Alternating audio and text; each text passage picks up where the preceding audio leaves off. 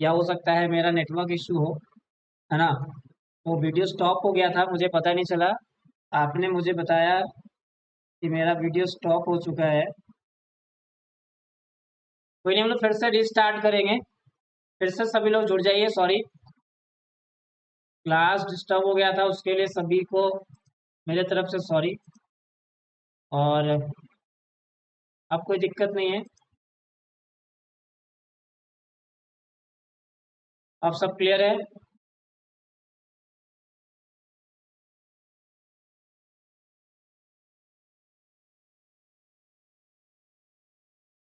अब वीडियो आ रही है, सभी लोग कमेंट कर दें। वीडियो कंटिन्यू है अब वीडियो कंटिन्यू है।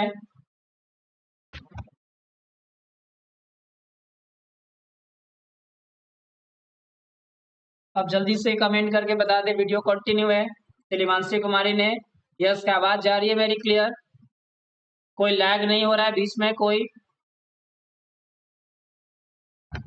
Yes, all okay right now. Okay, thank you Mansi, thanks for your feedback, thanks for your precious feedback Mansi.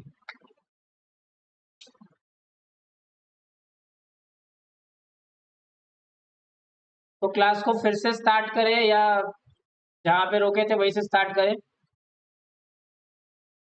फिर से मैं प्रॉपर स्टार्ट करता हूँ, ओके, है ना। क्लास को हम फिर से रिस्टार्ट करते हैं।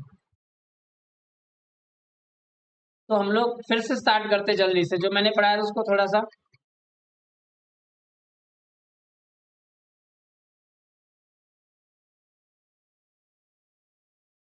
हम लोग क्लास को जल्दी करते हैं, एज यूर विश। ओके, तो हम फटाफट चलते हैं जरा। आपको कम्युनिकेशंस मैं बता देता हूँ, इफेक्टिव कम्युनिकेशन। तो हमने बताया कि एक इफेक्टिव कम्युनिकेशंस क्या होता है। तो एक इफेक्टिव कम्युनिकेशन कहीं ना कहीं एक बिजनेस में बहुत बड़ा रोल प्ले करता है। क्लाइंट से कैसे डील करना है, क्लाइंट को कैसे अपना बनाना है, कस्टमर्स को कैसे जो है वो क्या बोलते हैं उसको, अट्रैक्ट करना है अपने प्रोडक्ट्स को खरीदने के लिए, अपने प्रोडक्ट्स को कैसे सेल इंक्रीज करना है। तो कस्टमर्स कम्युनिकेट होगा तभी तो आपका सेल बढ़ेगा।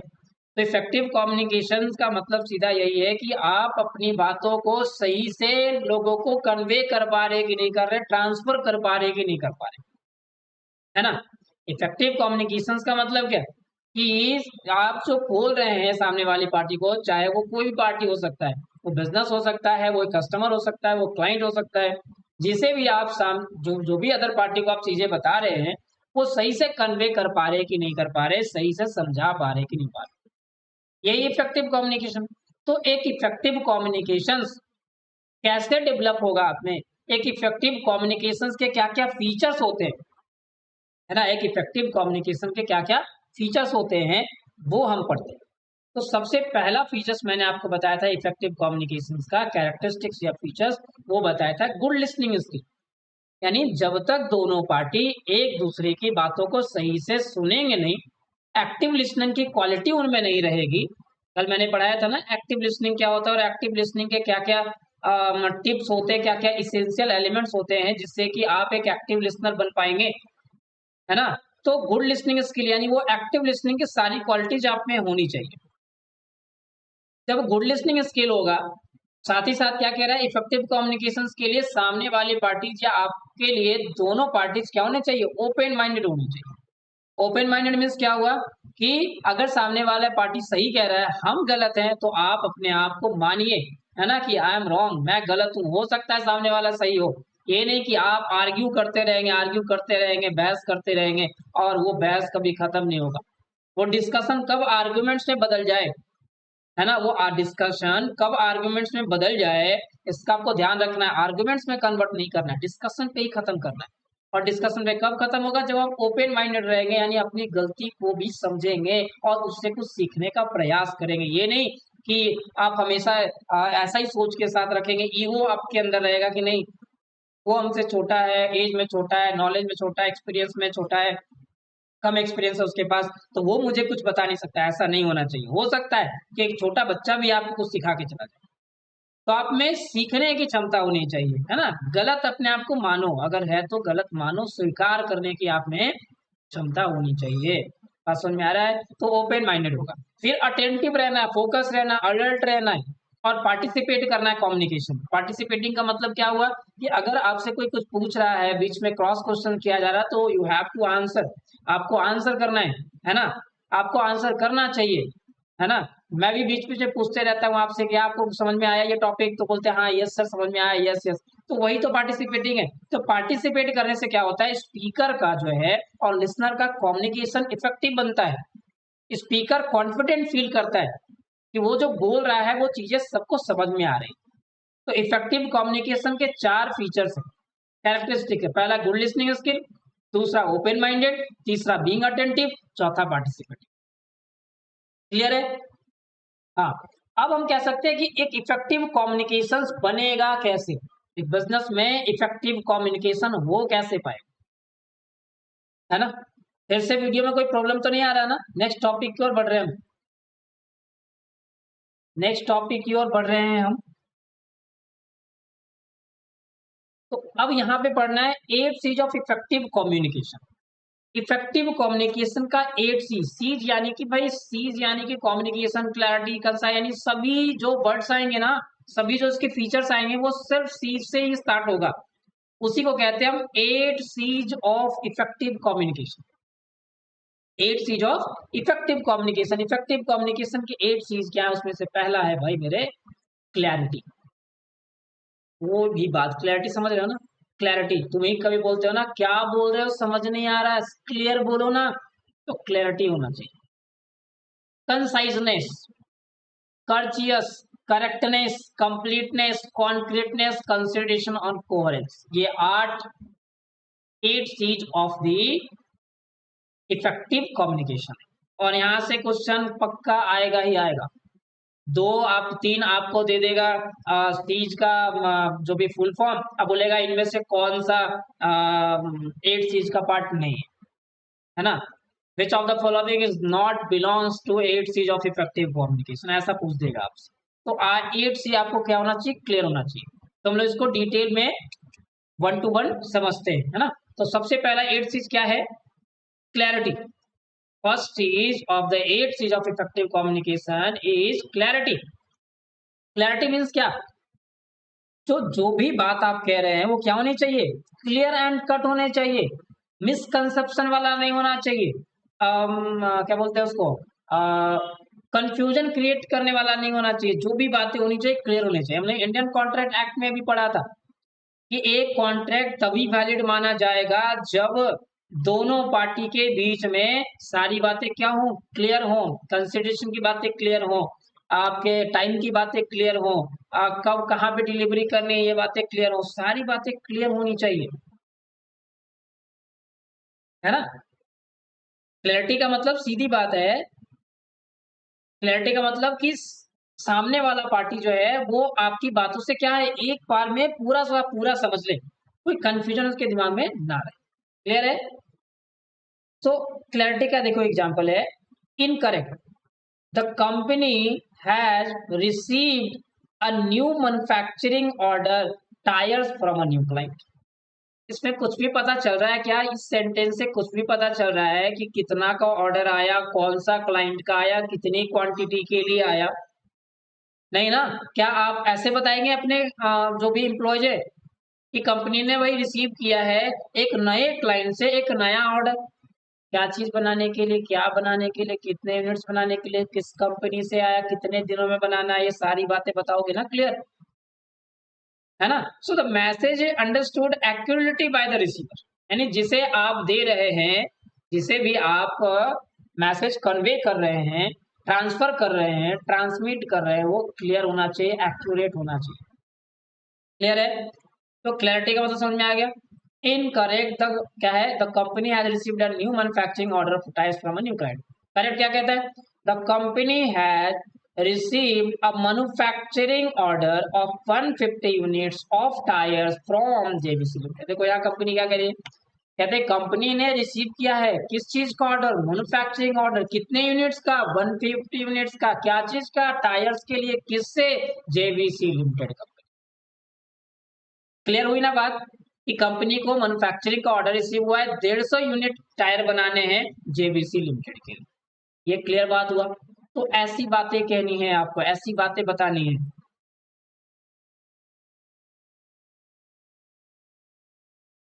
ऐसी बातें बतानी है आपको, है ना।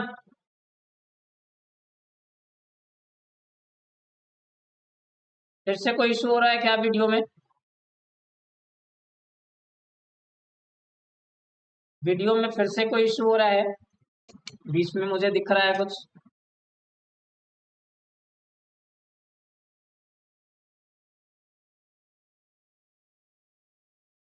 और वीडियो में फिर से कोई इशू हो रहा है तो आप प्लीज कमेंट करें। पता नहीं कुछ इशू हो रहा है, बार बार जो है मेरा ऐप जो सॉफ्टवेयर है वो बीच बीच में एक नोटिफिकेशन सेंड कर रहा है।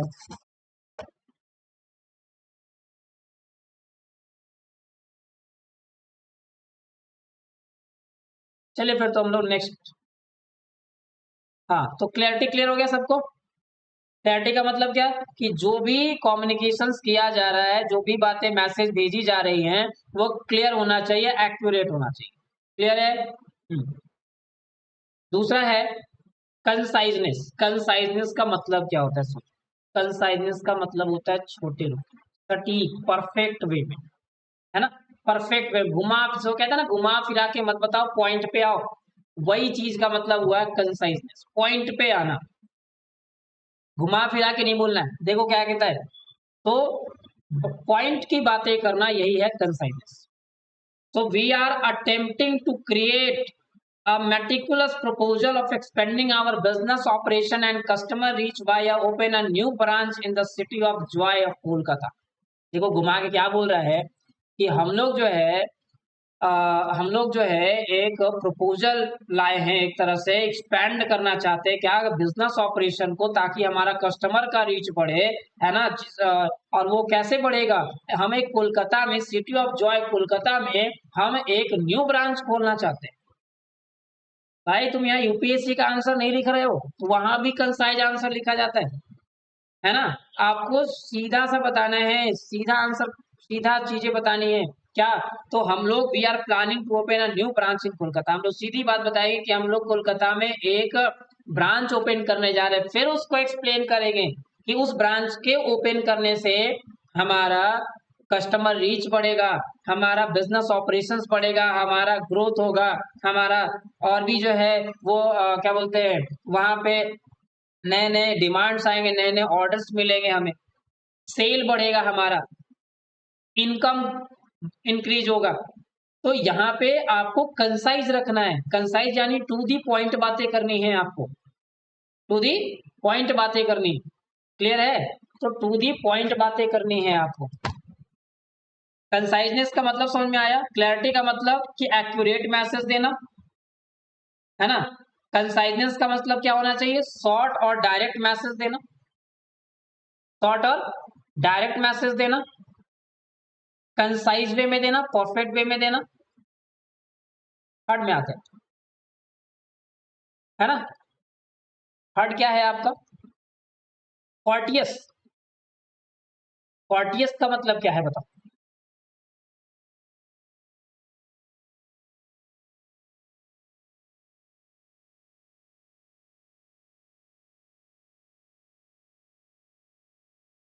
क्लियर, दो पॉइंट क्लियर हो गया।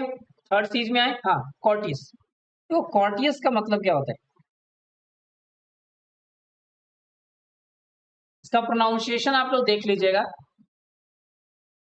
कॉर्टियस या कर्सियस जो भी है ना। तो ये क्या होता है, इसका मतलब सीधी बात है कि आपको ज्यादा अग्रेसिव नहीं बनना, अग्रेसिव बातें नहीं करनी, आपको फ्रेंडली बात करना है, आपको इम्पैथी के साथ बात करना है ना। आपका जो टोन पैच होगा वो एक प्रोफेशनलिज्म उसमें नजर आना चाहिए, है ना। उसमें कहीं ना कहीं आपका बिहेव झलकना चाहिए कि आप सामने वाले के प्रति कितने रिस्पेक्टफुल है ना। कर्टियस का मतलब ये हुआ, कहता है इनकरेक्ट क्या है, I don't appreciate how your team ignores our request for collaboration with my team. The work we do is more vital as come compared to yours. Talk to your team and ensure that they are promptly collaborate with my team from now on. Courteous जो है ये generally आपके corporate world में use होता है, corporate world है ना, जहां पे आप डे टू डे कम्युनिकेट करते हैं, अपने टॉप लेवल मैनेजर से बात करता है, मिडिल लेवल मैनेजर अपने आपस में बात करते हैं, है ना। तो ये सब में क्या होता है कि अगर आप अग्रेसिव रहेंगे तो सामने वाला भी कोई पोस्ट पे, आप भी किसी पोस्ट पे, तो दोनों पोस्ट में अगर ये ऐसी बातें होगी तो दोनों अपना अपना ईगो जो है वो सामने रखेंगे, कहीं ना कहीं अल्टीमेट नुकसान बिजनेस का होगा। तो कर्टियस का मतलब है कि आप अपना ईगो साइड रखकर बात करें, है ना, सबको रिस्पेक्ट करें। तो यहाँ पे देखिए करेक्ट आंसर क्या है कि I understand that your team is busy. मैं समझ रहा हूँ, है ना, मैं समझ सकता हूँ कि मैं समझता हूँ कि आपकी टीम बिजी है and receives many request to collaborate on other important matters. However my team is working on a high priority, यानी मेरी टीम जो है वो कहीं ना कहीं हाई प्रायोरिटी पे काम कर रही है, एंड अर्जेंट प्रोजेक्ट, एक अर्जेंट प्रोजेक्ट पे काम कर रही है। I would greatly appreciate if you could ask your team to collaborate more readily with mind to move this project forward faster, है ना। अगर आप ऐसा करते हैं, अपने टीम को बोलते हैं कि आप हमारे साथ अगर कोलैबोरेट कर ले तो मैं आपको अप्रिशिएट करूंगा, है ना, हमेशा अप्रिशिएट करूंगा, जिससे कि कहीं ना कहीं प्रोजेक्ट क्या होगा, फास्टर होगा, आज जल्दी से जल्दी प्रोजेक्ट कंप्लीट होगा, कंपनी का ग्रोथ होगा। Please let me know in case you need anything. अगर आपको किसी चीज की जरूरत है तो आप हमें बता सकते हैं। तो ये कहने की बातें हुई, यानी कि आप जो कहना चाहते हैं, अगर आप किसी को कन्वे करना चाहते हैं जो चीजें, तो वो एक सिग्निफिकेंट मैनर में होना चाहिए, अग्रेसिवली नहीं होना चाहिए हमेशा। क्या कहता है, courtesy is important in a corporate communication to maintain a healthy working relationship।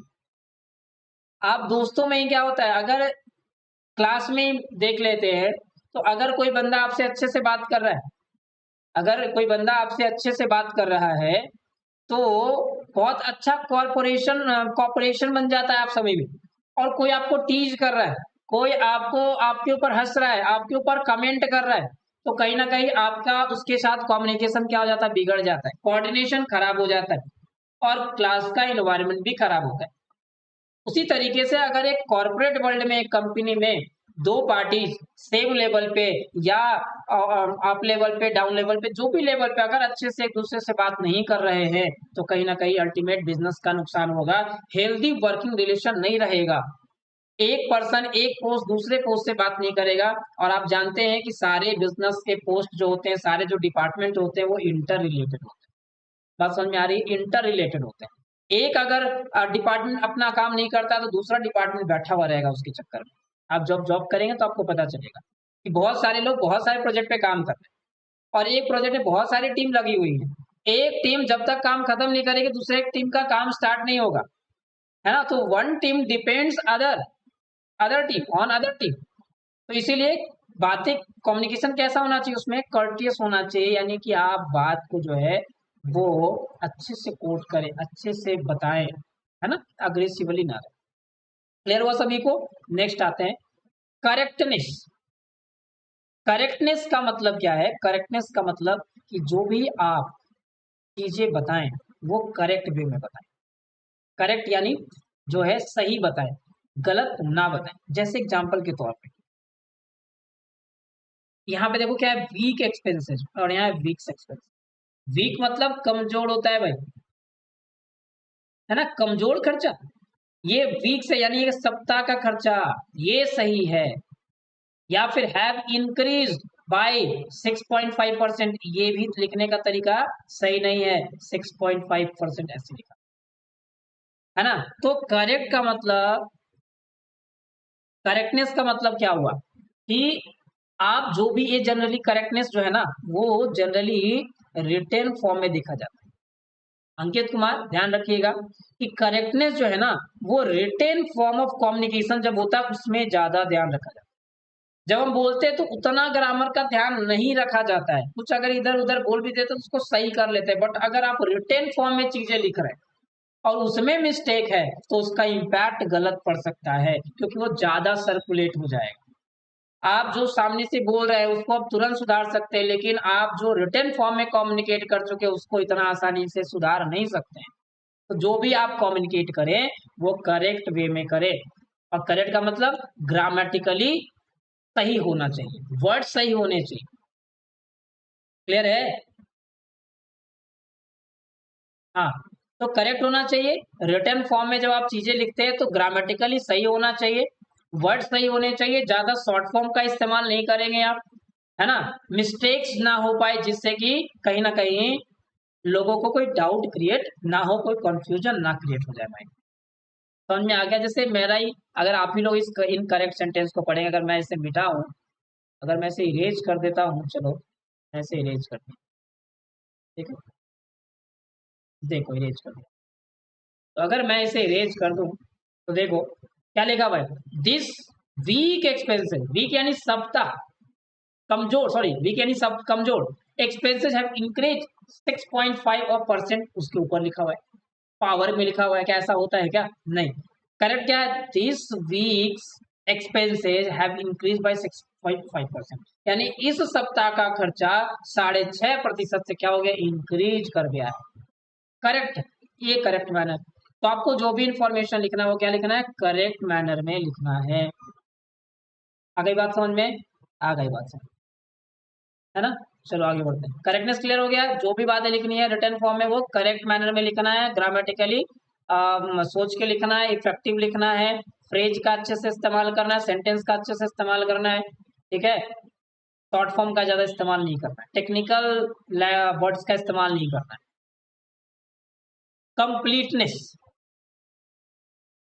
Completeness, completeness का मतलब क्या है कि जो भी आप मैसेज दे रहे हैं उस मैसेज में क्लियर इंफॉर्मेशन जाना चाहिए, कंप्लीट इंफॉर्मेशन जाना चाहिए, कंप्लीट इंफॉर्मेशन जाना चाहिए। जैसे आप किसी को मीटिंग के लिए बुला रहे हैं, आपने बोला कल मीटिंग है, tomorrow will be meeting, tomorrow is meeting, कल मीटिंग है, लेकिन मीटिंग का टाइम ही नहीं बताया, मीटिंग का प्लेस ही नहीं बताया, मीटिंग का पर्पस ही नहीं बताया। तो मीटिंग तो बता दिया, इन्फॉर्म तो कर दिया, मैसेज तो आपने कन्वे किया, मैसेज तो ट्रांसफर कर दिया, बट मैसेज में कंप्लीटनेस कहाँ है? तो कंप्लीटनेस का मतलब प्रॉपर इंफॉर्मेशन, कंप्लीट इंफॉर्मेशन, जो भी आप सामने वाली पार्टी को इन्फॉर्म कर रहे हैं वो कंप्लीट होना चाहिए। समझ में आ रहा है? कंप्लीटनेस का मतलब प्रॉपर इंफॉर्मेशन, कंप्लीट इंफॉर्मेशन आपको देना है। कंप्लीटनेस इनकरेक्ट हो गया है, there is a marketing department meeting tomorrow at 7 for discussing marketing strategy, यानी कि यहाँ पे मार्केटिंग डिपार्टमेंट जो है वो कहीं ना कहीं मीटिंग रखा गया है डिस्कस करने के लिए मार्केटिंग स्ट्रेटजी। अरे भैया किस प्रोडक्ट के मार्केटिंग स्ट्रेटजी को, है ना, किस पर क्या पर्पस है मार्केटिंग स्ट्रेटजी? मार्केट में तो बहुत सारी चीजें होती है, sales related, purchase related, advertisement से रिलेटेड, डिस्काउंट से रिलेटेड, सेल बढ़ाने से रिलेटेड, क्या चीज की मीटिंग करने वाले हो आप? तो इसका करेंट क्या बनता है, कंप्लीट इंफॉर्मेशन। ध्यान से देखिए, there is a marketing department meeting tomorrow at 7 p.m. in conference room number 5 for discussion of marketing strategy for our newly launched soap product, है ना। There is a marketing department meeting tomorrow, यानी marketing department का जो है वो आपका meeting रखा गया है 7 बजे शाम में कॉन्फ्रेंस रूम नंबर 5 में, और डिस्कशन क्या रखा गया है कि जो हम नया प्रोडक्ट लॉन्च कर रहे हैं, नया प्रोडक्ट लॉन्च कर रहे हैं उसके लिए मार्केटिंग स्ट्रेटजी क्या होगी, मार्केटिंग डिपार्टमेंट इस चीज को संभाले। ये हुआ completeness. Deepu Kumar, completeness clear है आपको? कंप्लीटनेस का मतलब proper information, complete information about the message, complete information about the message, है ना। अगर कोई लिखना चाहे तो लिख सकता है, कंप्लीट मतलब complete information about the message. Clear है? नेक्स्ट पे आते हैं, कॉन्क्रीटनेस। कॉन्क्रीटनेस का मतलब, दीपू कुमार को मैसेज नहीं आया है, कोई बात नहीं। कॉन्क्रीटनेस तो कॉन्क्रीट का मतलब देखो क्या है। कॉन्क्रीट से मतलब पहले मैं बेसिक में जाता हूँ। एक सेंटेंस कैसे बनता है पहले ये बताओ। एक सेंटेंस बनता कैसे है? तो आप कहेंगे कि सब्जेक्ट प्लस वर्ब और प्लस ऑब्जेक्ट। सब्जेक्ट जिसके बारे में बात हो रही है, वर्ब यानी जो बात, सब्जेक्ट यानी जिसके बारे में बात हो रही है, वर्ब यानी जो एक्शन हो रहा है, सब्जेक्ट के द्वारा जो एक्शन किया जा रहा है, और ऑब्जेक्ट जिसकी मदद से किया जा रहा है। यही ना बचपन में पढ़ते हैं भाई, subject verb plus object, sentence का स्ट्रक्चर, बेसिक स्ट्रक्चर। तो कॉन्क्रीटनेस का मतलब भी यही कह रहा है कि आप जो भी मैसेज करेंगे, आप जो भी मैसेज देंगे, इंफॉर्मेशन दूसरों को पास ऑन करेंगे, ट्रांसमिट करेंगे, ट्रांसफर करेंगे, शेयर करेंगे, वो कॉन्क्रीटनेस यानी कि एक दूसरे से कनेक्टेड इंफॉर्मेशन होगा, मीनिंगफुल होगा, है ना। क्या क्या हम लोग पढ़े कि group of words which makes complete sense. उसी तरीके से group of words which make complete sense आपके ऑर्गेनाइजेशन में भी होना चाहिए। यहाँ क्या लिखता है इनकरेक्ट में, देखो तो, manufacturing cost have increase, they need to reduce. अब बोल दिया मैन्युफैक्चरिंग कॉस्ट इंक्रीज कर गया, हमें क्या करना है, रिड्यूस करना है। अरे भाई कितना इंक्रीज किया, कितना रिड्यूस किया, बताओगे ना। इसे बोल दोगे जाके कॉस्ट अकाउंटेंट से हम ही लोग आगे जाके बनेंगे सीए में। तो हम लोग क्लियर करेंगे ना कि कितना इंक्रीज किया है कॉस्ट और कितना उसे डिक्रीज करना चाहिए। कि हम सिर्फ मैनेजमेंट को ये बता देंगे, डायरेक्टर्स को, कि हाँ manufacturing cost increase, manufacturing cost समझ रहे हो ना, गुड्स को, है ना। आपको ये क्लियर होनी चाहिए ना कि मैन्युफैक्चरिंग कॉस्ट जो है वो कितना इंक्रीज कर रहा है, कितना उसको रिड्यूस करना पड़ेगा, ये सीए में बताएगा ना अपने मैनेजर, सॉरी अपने डायरेक्टर्स को, अपने शेयर होल्डर्स को मीटिंग में। कि बोल देगा हाँ मैन्युफैक्चरिंग कॉस्ट बढ़ गया है, सामान का जो कॉस्ट है, लागत है, कॉस्ट है, वो बढ़ गया है, हम उससे घटाना है, कितना घटाओगे। तो manufacturing cost have increase by 30%, they need to be reduce at least 15%। हमारा मैन्युफैक्चरिंग कॉस्ट 30% से बढ़ गया है और हमें उसे 15% नीचे लाना पड़ेगा कम से कम, नहीं तो मार्केट में सेल हमारा रुक जाएगा, हम कॉम्पिटिटर से बहुत पीछे चले जाएंगे। ये बताना पड़ेगा ना आपको। तो कॉन्क्रीटनेस होना चाहिए, यानी मीनिंगफुल इंफॉर्मेशन होना चाहिए, स्पेसिफिक इंफॉर्मेशन होना चाहिए मैसेज में। जो भी आप कन्वे करना चाह रहे हैं अपने मैसेज से, वो क्लियर होना चाहिए। तो अभी तक हमने क्या पढ़ लिया? अभी तक हमने पढ़ लिया कि message should B clear, clarity होनी चाहिए, करेक्ट होना चाहिए। अब बोलोगे करेक्ट और कॉन्क्रीटनेस में क्या अंतर है? करेक्ट और कॉन्क्रीटनेस में अंतर,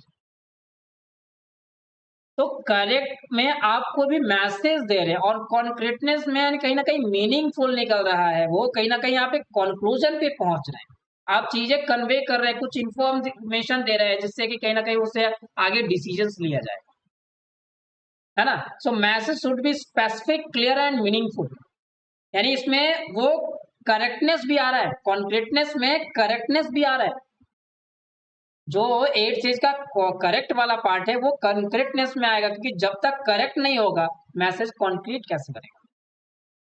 क्लियर है? तो कॉन्क्रीटनेस का मतलब मैसेज जो है वो कैसा होना चाहिए, क्लियर, मीनिंगफुल और स्पेसिफिक होना चाहिए, किसी के किसी क्या बोलते हैं, किसी सिचुएशन के लिए वो स्पेसिफिक इंफॉर्मेशन होना चाहिए, वो जनरल इंफॉर्मेशन नहीं। यही लिख रहा है। हाँ, अब आगे बढ़ते हैं। कॉन्क्रीटनेस के बाद कॉन्सिडरेशन। कॉन्सिडरेशन,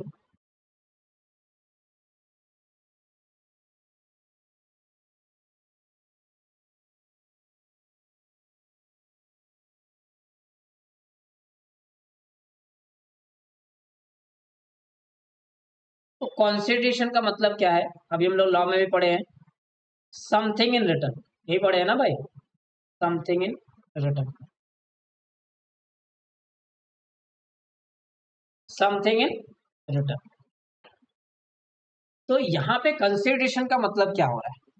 कंसिडरेशन का मतलब है, सीधी बात है कि अगर आप किसी को कुछ कन्वे करने जा रहे हैं, मैसेज देने जा रहे हैं, किसी पे कमेंट करने जा रहे हैं, तो सबसे पहले आप जिसे आप बोलने जा रहे हैं यानी लिसनर को, आप अपने आप को लिसनर के जगह पे रखकर देखो। यानी आप किसी को बात कुछ कहने जा रहे हो, कुछ नेगेटिव थॉट्स कहने जा रहे हो, कुछ या पॉजिटिव ही कहने जा रहे हो, तो कहने से पहले ये सोच लो दिमाग में कि हम उसके जगह पे होते तो क्या बोलते, या हमें अच्छा लगता कि नहीं लगता। बात समझ में आ रही है कंसिडरेशन का मतलब? तो before communication the sender should put itself in the place of receiver, यानी कि जहां जो स्पीकर है उसे लिसनर के जगह पे, रिसीवर के जगह पे, सेंडर जो है उसको अपने आप को रिसीवर के जगह पे रखना चाहिए। And try to understand the potential effects of the message transmitted, और जो मैसेज ट्रांसमिट किया जा रहा है जाएगा सेंडर के थ्रू रिसीवर के पास, उस मैसेज का सामने वाले के ऊपर क्या असर होगा, इसके बारे में थोड़ा सा समझो। Hence, words would used after a lot of consideration. तो बहुत सारी चीजें सोचने के बाद ही आप वो चीजें बोलो। जैसे मैं हमेशा कहता हूँ क्लास में कि अगर कोई क्वेश्चन पूछता है तुमसे तो तुम 2 सेकंड का पॉज लो, देन बोलो। आपके बड़े बुजुर्ग भी घर में कहते होंगे गुस्सा में मत बोलो, क्योंकि गुस्सा में आप अपना आपा खो बैठते हैं और आप जो ऐसा बात निकालिएगा, कमेंट करिएगा, कटाक्ष निकलेगा आपके मुंह से, जो कहीं ना कहीं सामने वाले को कहीं ना कहीं क्या करेगा, नुकसान पहुंचाएगा, क्षति पहुंचाएगा, और कहीं ना कहीं अल्टीमेटली आपका भी नुकसान। तो कंसिडरेशन का मतलब है कि आप रिसीवर को जो मैसेज करने जा रहे हैं उसके जगह में पहले खुद को देख लो, और अगर सही लगे तो ही उस बात को बताओ। इनकरेक्ट क्या कहता है? एक एग्जांपल है, the presentation made by you looks awful. Awful का मतलब बेकार, इतना गंदा लग रहा है ये आपका प्रेजेंटेशन, ऐसा बोल रहे हैं। Why can't you improve? Why can't you improve? Why can not you improve? क्यों तुमने इसे क्यों इम्प्रूव नहीं किया? नहीं कर सकते क्या? तो करेक्ट वे क्या है इसका बोलना, जिससे कि उसे बुरा ना लगे? इसी बात को बोलेंगे बट दूसरे तरीके से। I notice some mistakes in the presentation. मैंने नोटिस किया, मैंने उसे ऑब्जर्व किया कि आपके प्रेजेंटेशन में कुछ मिस्टेक्स हैं, आपके प्रेजेंटेशन में आपके द्वारा कुछ मिस्टेक्स किया गया है। Let us have a meeting to help you work on this. हम लोग इस पर मिलकर बात करेंगे और आपको इस काम में मदद करेंगे, इसको सुधारने में हेल्प करेंगे। ये बात हुई। तो कंसिडरेशन होना चाहिए, आप जो बोल रहे हैं उसका सामने वाले के ऊपर क्या इम्पैक्ट पड़ने वाला है उस मैसेज का, ये भी थोड़ा सोच समझ के बोलना है। ये सारी चीजें इफेक्टिव कम्युनिकेशन। आप समझ पा रहे हैं? आगे जाके अपने दोस्तों से बात करिएगा या गुस्से में रहिएगा या घर में मम्मी पापा पे जो आप चिल्ला देते हैं, तो थोड़ा सा सोच कर बोलिए कि उन पे क्या इम्पैक्ट पड़ेगा। वो आपके लिए ही चिल्ला रहे हैं, टीचर्स आपके लिए ही चिल्लाता है, अपने लिए नहीं चिल्लाता। बस वो ये चाहता है कि आप एक अच्छे पोजीशन पे चले जाएं, इसीलिए आपके ऊपर लोग चिल्लाते हैं, है ना? क्लियर है? तो कंसिडरेशन का मतलब क्या हुआ कि रिसीव सेंडर को रिसीवर के जगह पे खुद को पहले रख के देखना चाहिए, जो भी बातें वो बोल रहा है उस बात का क्या इम्पैक्ट पड़ेगा रिसीवर पे, ये सोचना चाहिए, तभी वो बोलना चाहिए। नेक्स्ट, नहीं तो इसका क्या होगा, गलत इम्पैक्ट पड़ सकता है किस पे, रिसीवर पे। और लास्ट है आपका कोहेरेंस। अब कोहेरेंस का मतलब क्या होगा? यहाँ तक सभी को क्लियर है? आज ये हमारा लास्ट टॉपिक रहेगा, इसके बाद हम लोग कल करेंगे। ये छोटा सा टॉपिक है, सिर्फ 8 चीज ऑफ इफेक्टिव कम्युनिकेशन, है ना? तो अब आज हमारा 5.2 खत्म होगा। आज हमारा 5.2 खत्म होगा। तो 7 चीज क्लियर है सभी को? अभी तक अगर किसी को 7 चीज में प्रॉब्लम है तो कमेंट कर सकता है।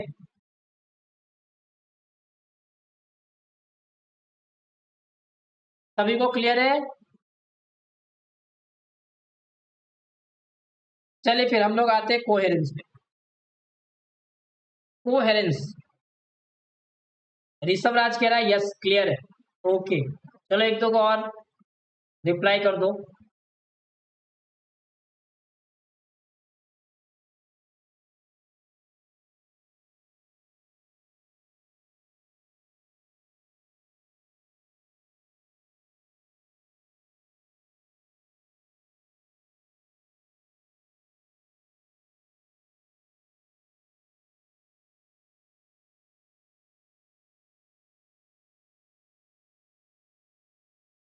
चलिए फिर कोहेरेंस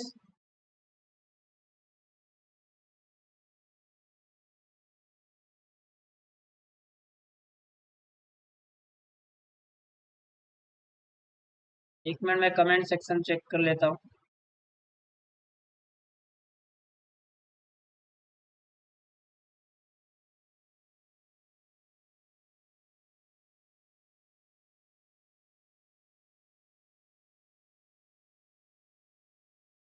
नो कैलेमिटी, कैलेमिटी तो था ही नहीं भाई।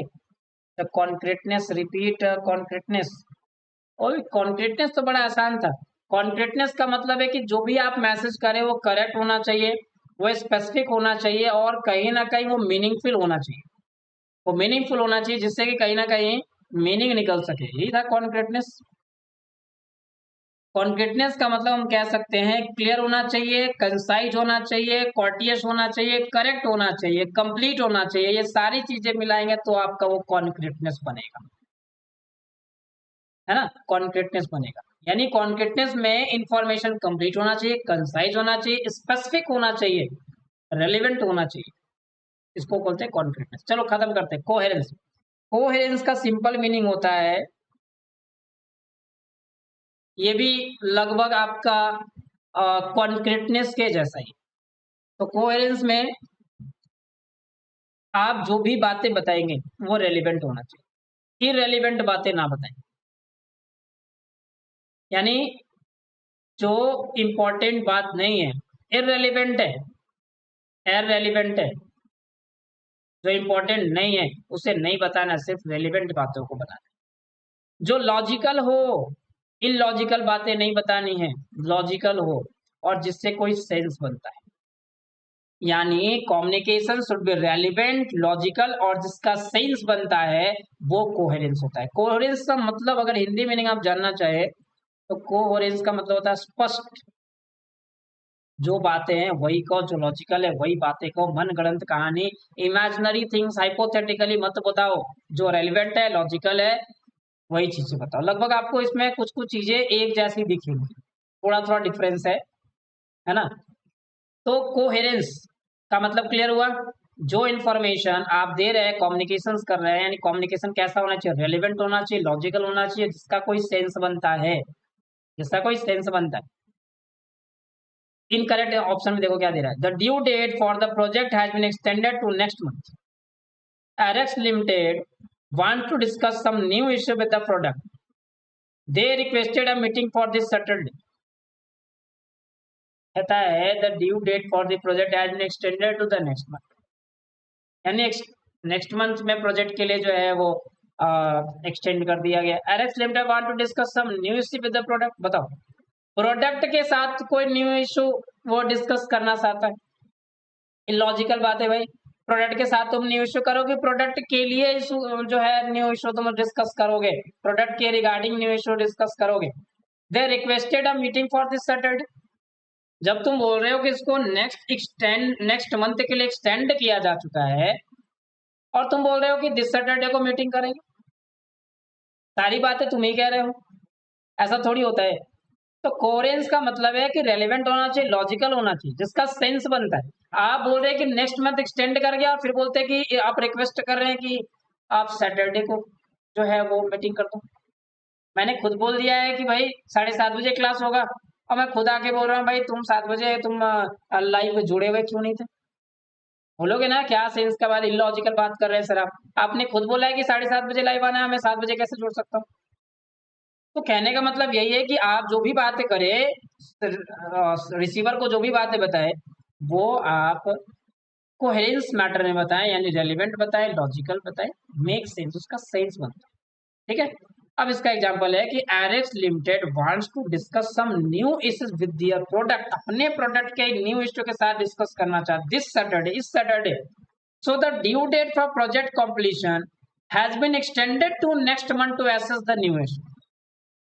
वहां जो है the due date for the project has been extended next month, the due date for the project completion has been extended to next month, यानी जो आपका प्रोजेक्ट को कंप्लीट करने का जो डेट था उसको एक्सटेंड कर दिया गया है ताकि उसके न्यू इशू पे जो मतलब मीटिंग किया जा सके, उसको असेस किया जा सके, उस प्रोडक्ट के रिगार्डिंग नई नई चीजें जो परेशानी आ रही है उनको असेस किया जा सके, इसलिए ड्यू डेट उसका और आगे बढ़ा देना है। बात समझ में आ रही है? तो आपको कोहेरेंस का मतलब है कि आपको जो भी बातें बतानी है स्पष्ट बतानी है, लॉजिकल बतानी है, इलॉजिकल बातें नहीं करनी है, जिससे कि कहीं न कहीं आपका कंपनी का फ़ायदा हो, है ना?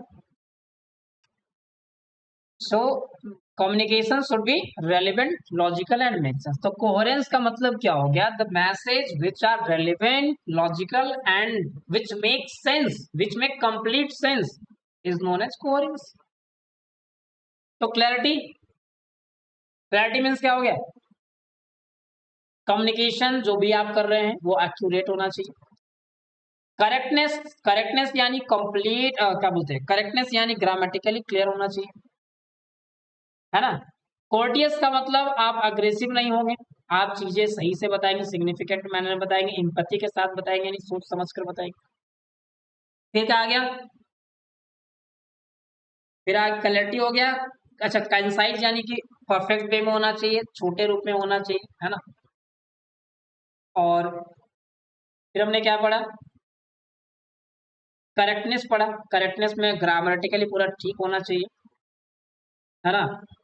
आप सेंटेंस का सही से इस्तेमाल करें, ज़्यादा टेक्निकल वर्ड्स का इस्तेमाल ना करें, jargons का इस्तेमाल ना करें, एब्रिविएशंस का ज़्यादा इस्तेमाल ना करें। फिर कंप्लीटनेस, कंप्लीट इंफॉर्मेशन हो उसमें। कॉन्क्रीटनेस, कॉन्क्रीटेड यानी कि जो है आपका जो मैसेज हो वो स्पेसिफिक हो, क्लियर हो और मीनिंगफुल हो, कंप्लीट इंफॉर्मेशन उसमें रहे। और इन लास्ट आपका क्या रह गया? Consideration on coherence. तो कंसिडरेशन मतलब जो भी बात बोलो रिसीवर को ध्यान में रखते हुए बोलो, खुद को रिसीवर के जगह पे रख के बोलो, है ना? निगेटिव थॉट्स आप जब बोलने जा रहे हो उसका क्या इम्पैक्ट पड़ेगा ये पहले से सोच कर बोलो। और इन लास्ट क्या हो गया? करेक्ट, सॉरी, कोहेरेंस यानी जिसका जो रेलिवेंट हो, लॉजिकल हो और जिसका कंप्लीट सेंस बनता हो, जिसको कहने का कुछ सेंस बनता हो। जो इररिलेवेंट हो, इलॉजिकल हो, जिसका कोई सेंस नहीं बनता, बेवकूफी वाला बात नहीं करना है। बात समझ में आ रही है? तो ऐसी बातें करनी है जो आपका क्या क्या हो, तो जो हो आपका, तो इफेक्टिव कम्युनिकेशंस तो क्लियर होना चाहिए, कंसाइज होना चाहिए, कॉर्टियस होना चाहिए, करेक्टनेस होना चाहिए कम्युनिकेशन में, कंप्लीटनेस होना चाहिए, कंक्रीटनेस होना चाहिए, कंसिडरेशन और कोहेरेंस होना चाहिए। ये 8 चीज आप भी अपने लाइफ में अप्लाई करना शुरू कर दीजिए अभी से, क्योंकि आने वाले समय में आप प्रोफेशनल्स बनने वाले हैं। क्लियर है? अभी भी किसी को किसी टॉपिक में डाउट है तो एक बार आप प्लीज अपने स्टडी मैट को फॉलो करिएगा, एक बार स्टडी मैट को पढ़िएगा, है ना? और फिर आपको अगर कोई दिक्कत आएगा तो आप फिर कमेंट में आप पूछ सकते हैं कि कौन सा जो है वो टॉपिक क्लियर नहीं हुआ, आपको कौन सा 8 चीज का पार्ट क्लियर नहीं हुआ, तो मैं आपको उसको फिर से बता दूंगा। ठीक है? क्लियर है? तो आज की क्लास हम खत्म करें। चैप्टर नंबर 2 आपका खत्म हो गया। ठीक है, चैप्टर नंबर 2 आपका खत्म हो गया। तो चलिए खत्म, कंक्लूड करते तो इफेक्टिव कम्युनिकेशन किसी भी बिजनेस को ग्रो करने के लिए, एम्प्लॉय को ग्रो करने के लिए, एक प्रोफेशनल को ग्रो करने के लिए, अपने क्लाइंट को मेंटेन करने के लिए, नंबर ऑफ कस्टमर्स इंक्रीज करने के लिए, है ना, ये इफेक्टिव कम्युनिकेशंस जरूरी है। और इफेक्टिव कम्युनिकेशंस के लिए 8 चीज ऑफ इफेक्टिव कम्युनिकेशंस अप्लाई करना अपने लाइफ में बहुत जरूरी है ना? चाहे वो वर्बल कम्युनिकेशन हो, नॉन वर्बल कम्युनिकेशन, 8 चीज आपको अप्लाई करना ही करना है। क्लियर है? तो क्लास को आज यहीं पे खत्म करें। किसी को कोई प्रॉब्लम है जल्दी से बता दो, यस और नो में आंसर करो। कुछ क्वेश्चंस किया जाए इसके ऊपर।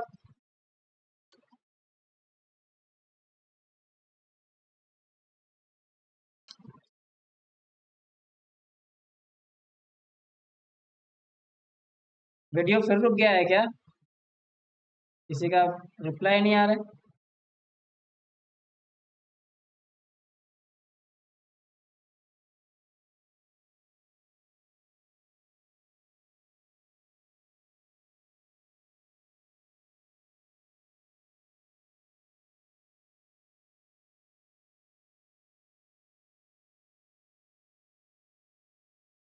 चलिए तो इसका हम लोग एमसीक्यूज देख लेते हैं। तो इसका हम एमसीक्यूज देख लेते हैं। चलिए मानसी, क्वेश्चन है which of the following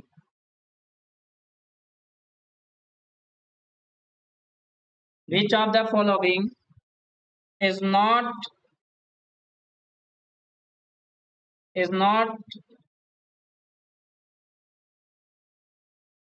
one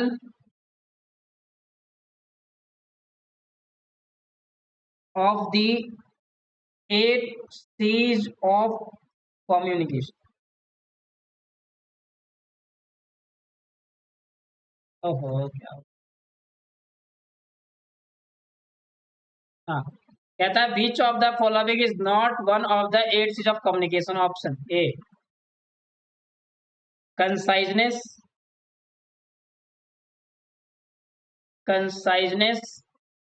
B consideration या considerate, C concreteness and D curiousness. बताइए 8 चीज में कौन सा चीज नहीं है? क्वेश्चन समझ लो सभी लोग का आंसर आना चाहिए। Which of the following is not one of the 8 C's of communication? Conciseness, consideration, concreteness, curiousness। Rishabh राज का आंसर आ रहा है D. D is the right answer. Very good Rishabh. Curiousness is not a part of 8 C's of communication। Good. Next हम लोग एक और question देखेंगे।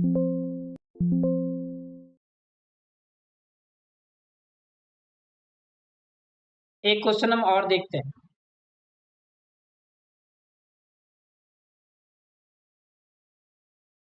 एक क्वेश्चन हम और देखते हैं।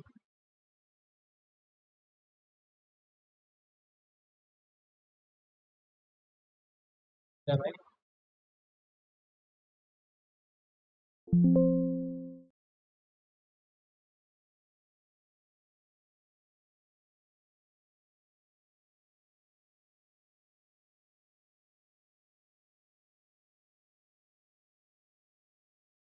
हाँ D, D is the right answer. Very good. Next question में आते हैं हम।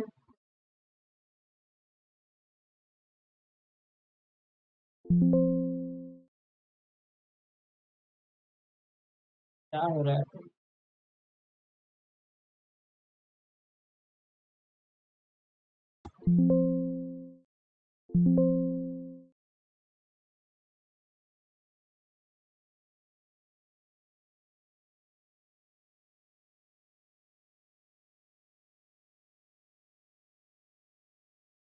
पता नहीं क्या हो रहा है, इशू हो रहा है कुछ।